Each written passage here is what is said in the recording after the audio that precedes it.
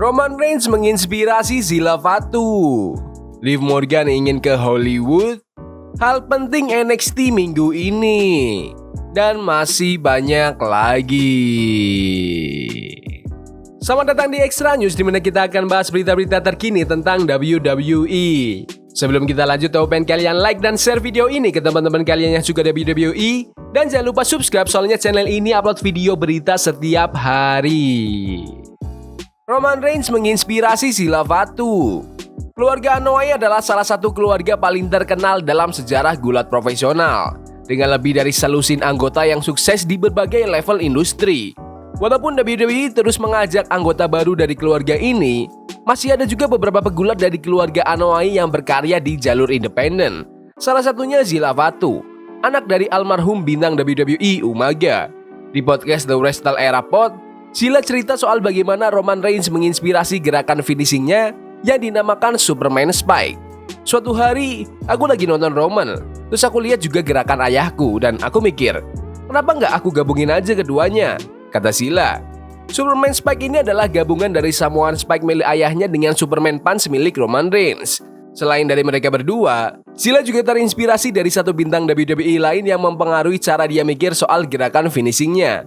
Aku suka pakai setup yang sama setiap pertandingan, tapi tantangannya adalah gimana cara kita masukin gerakan itu, lanjut Zilla.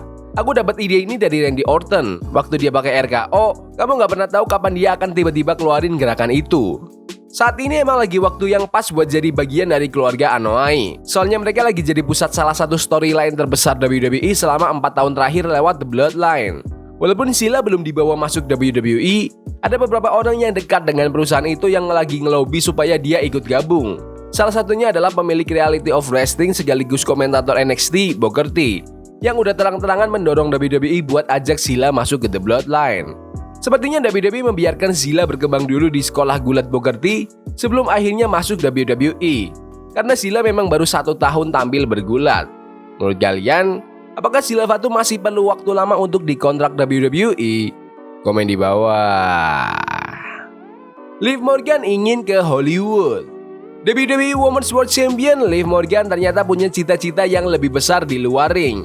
Dalam wawancaranya bareng Uncrowned di Yahoo Sport, Liv cerita kalau dia pengen banget ngikutin jejak John Cena, The Rock, dan Batista buat terjun ke dunia Hollywood. Dan dia udah mulai aktif ngejar kesempatan ini dalam beberapa tahun terakhir. Aku pikir kesempatan buat nyebrang karir kayak gini keren banget. Bisa bawa penonton baru buat produk-produk yang terlibat, kata Liv. Aku rutin ikut audisi. Aku pengen banget bisa lebih banyak terlibat di film, TV, dan media lainnya.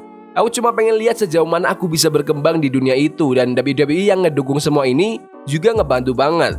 Seru sih, dan aku cuma pengen lihat apa aja yang bisa aku lakuin. Liv Morgan udah pernah ngerasain dikit dunia acting waktu tampil singkat di serial Chucky dan di film The Kill Room tahun 2023 bareng Samuel L. Jackson dan Uma Thurman.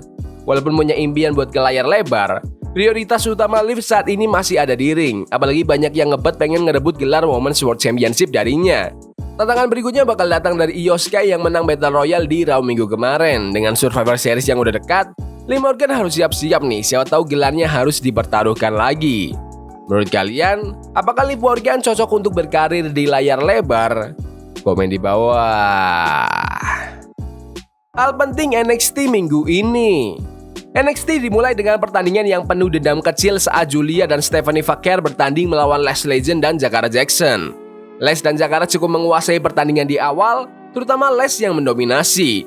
Tapi semua berubah waktu Julia berhasil masuk dan bintang-bintang global ini langsung ambil alih dengan serangan mereka untuk memenangkan pertandingan. Setelah pertandingan, Julia dan Vaquer sama-sama sadar kalau hanya akan ada satu pemenang di Iron Survivor dan mereka bersiap untuk kualifikasi untuk pertandingan itu. Di sisi lain, juara NXT, Trick Williams siap bacotin Ridge Holland. Tapi tiba-tiba Andre Chase muncul dan ngasih tahu Trick kalau masalah antara dia dengan Holland itu belum selesai. Anehnya, Trick malah kayak mau ngasih Chase kesempatan tanding buat gelar NXT, yang langsung bikin Holland marah.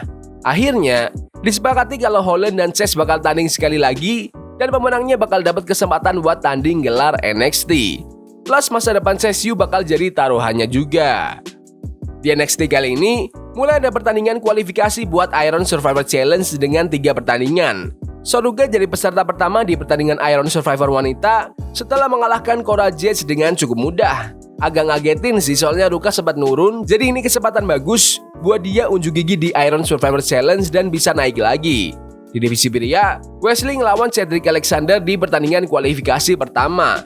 Keduanya nunjukin skill atletis mereka, tapi Wes mulai frustasi soalnya susah kalahin Cedric. Sampai akhirnya dia pakai taktik curang buat menang. Di pertandingan lain, Javon Evans jadi peserta berikutnya di Iron Survivor setelah berhasil mengalahkan Lexis King dalam pertandingan yang lumayan seru.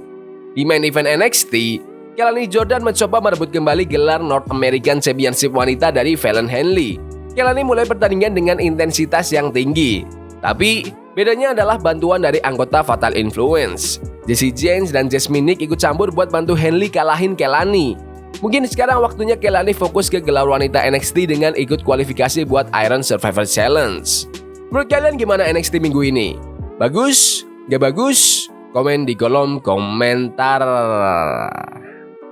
Komentar Booker T tentang gelar baru divisi wanita. Hari Jumat kemarin, General Manager SmackDown Nick Aldis ngumumin gelar terbaru buat divisi biru, yaitu Women's United States Championship.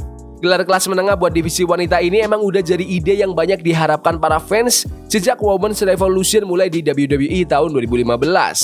Banyak pegulat dan tokoh WWE yang antusias sama pengumuman dari Aldis, termasuk komentator NXT, Booker T yang bilang di podcastnya The Hall of Fame kalau Women's United States Championship emang dibutuhkan banget.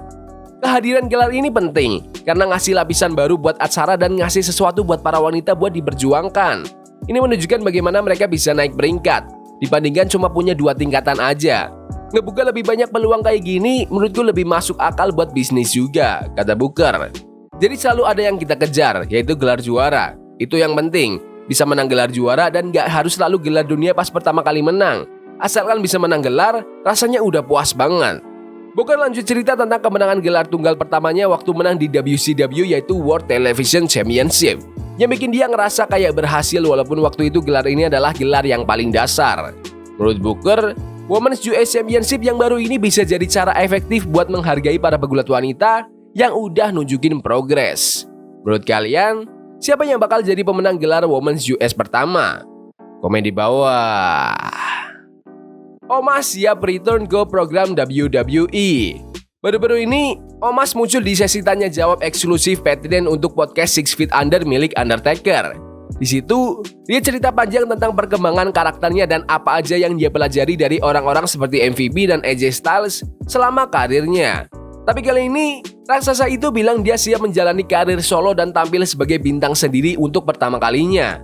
Omos siap menghadapi tantangan apapun yang datang. Menurutku, karakterku udah berkembang banyak. Aku mulai sebagai hitarnya AJ, lalu mulai jalan sendiri. Terus aku dapat manajer MVP yang kayak jadi Bobby Heenan-nya aku, kata Omos. Sekarang aku rasa siap tampil sendirian dan berdiri sendiri sebagai pegulat. Aku udah banyak belajar dari keduanya. Dengan AJ, aku belajar dasar-dasar sebagai pegulat dan gimana jadi seorang raksasa. Sedangkan MVP, ngajarin gimana caranya punya presence di ring.